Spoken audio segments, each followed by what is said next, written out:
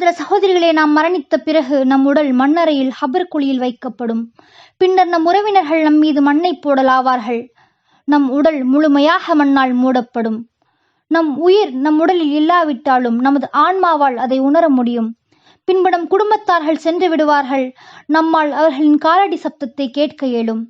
அப்போது முன்கர் நக்கீர் என்று 2 மலக்குமார்கள் தோன்றுவார்கள். அவர்கள் 3 கேள்விகளை நம்மிடம் கேட்பார்கள். 1, உங்கள் தீன் என்ன?